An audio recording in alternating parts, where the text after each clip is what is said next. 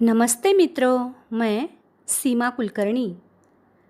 आज मैं कक्षा 10वीं लोकवाणी से पहली कविता सौंधी सुगंध लेकर आई हूँ, जिसे डॉक्टर कृपाशंकर शर्मा अर्थात अचूक जी ने लिखा हुआ है। मैं अब उनका परिचय बताने वाली हूँ। उनका जन्म 1949 उत्तर प्रदेश में हुआ। डॉक्टर कृपाशंकर शर्मा अचूक जी हिंदी साहित्य की विविध विधाओं में लिखते रहे हैं। आपने गीत, गज़ल, कविताएं, दोहे एवं समीक्षाएं लिखी हैं।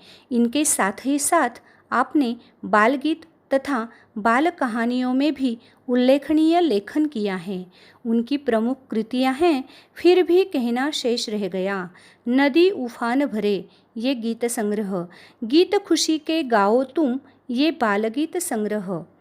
प्रस्तुत गीत में कवि ने वर्षा ऋतु का वर्णन किया है। वर्षा में प्रकृति के विविध रूपों, पेड़ पौधों, नदी तालाबों आदि में होने वाले परिवर्तनों का यहाँ सजीव एवं मनोहारी वर्णन किया है। तो मित्रों, आइए हम इस कविता की पंक्तियाँ देखते हैं। सौंधी सौंधी सी सुगंध मिट्टी से बोली, सौंधी सौंधी सी सुगंध माटी से बोली, माटी यानी मिट्टी। बादल बरस गया, धरती ने आंखें खोली। इसका भावार्थ होता है, कवि ने यहाँ वर्षा ऋतु के दौरान प्रकृति में होने वाले परिवर्तनों का वर्णन करते हुए बताया है कि वर्षा की बूंदें गर्मी से तपती धरती पर गिर रही हैं। पानी की बूंदें पड़ते ही प्यास से सूख चुकी मिट्टी से सौंधी सौंधी सी सुगंध उठने लगती है। कवि कहते हैं कि यह सुगंध मिट्टी से कहती है कि बादल बरसने लगे हैं और अब धरती ने भी जैसे राहत की सांस लेते हुए अपनी आंखें खोल ली है। चारों ओर हुई हरियाली कहे मयूरा, मयूर यानी मोर, सदियों का जो सपना है हो जाए पूरा। एक यहाँ पर नहीं अकेला होगी टोली, टोली यानी झुंड।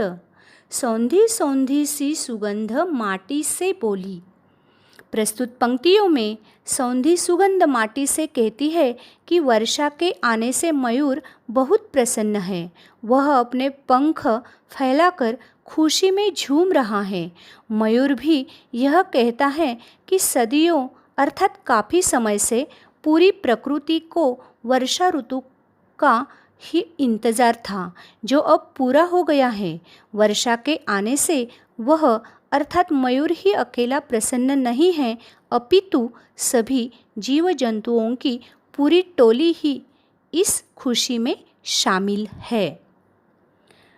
बाग बगीचे ताल तलैया सब मुस्काएं, तलैया यानी तालाब, झूम झूम कर मस्ती में तरु गीत सुनाएं। मस्त पवन ने अब खोली है अपनी झोली, पवन यानी हवा, सौंधी सौंधी सी सुगंध माटी से बोली। प्रस्तुत पंक्तियों में सौंधी सुगंध मिट्टी से कहती है कि वर्षा के आने पर बाग बगीचे, ताल तलैया सभी मुस्कुरा रहे हैं। पेड़ पौधे खुशहाली में लहराते हुए मधुर गीत सुना रहे हैं। पवन ने भी जैसे अपनी झोली खोल दी है और वह भी खुशी से तेजी से एक ओर से दूसरी ओर बह रहा है। सागर का जो था मंसूबा सफल हो गया, खुशियों की दुनिया में आकर स्वयं खो गया। मंसूबा यानी इरादा। धरती ने श्रृंगार किया फिर माथे रोली, रोली यानी हल्दी चूने का चूर्ण। सौंधी सौंधी सी सुगंध माटी से बोली। प्रस्तुत पंक्तियों में सौंधी सुगंध मिट्टी से कहती है कि सागर का जो इरादा था वह वर्षा के आने से पूरा हो गया। वह भी अब समृद्ध महसूस करने लगा है। वह बहुत प्रसन्न है और जैसे खुशियों की दुनिया में खो गया है। एक के बाद एक उठती गिरती सुंदर और विशाल लहरों से वह अपनी इस प्रसन्नता को दर्शा रहा है। ऐसा लगता है कि धरती ने भी वर्षा के आने की खुशी में अपना श्रृंगार कर हरियाली और लालिमा से युक्त एक अलग और आकर्षक रूप धारण कर लिया है। पावस का मधुमास आस विश्वास बढ़ाता। पावस यानी बरसात, बारिश। मधुमास यानी वसंत ऋतु। नतमस्तक होकर अचूक पद पुष्प चढ़ाता। पुष्प यानी फूल। सदा सदा से चलती आई हंसी ठिठोली। ठिठोली यानी मजाक। सौंधी सौंधी सी सुगंध माटी से बोली। प्रस्तुत पंक्तियों में सौंधी सुगंध माटी से यह कहती है, मिट्टी से यह कहती है कि गर्मी के भीषण प्रकोप से त्रस्त जीवों का विश्वास डगमगाने लगता है।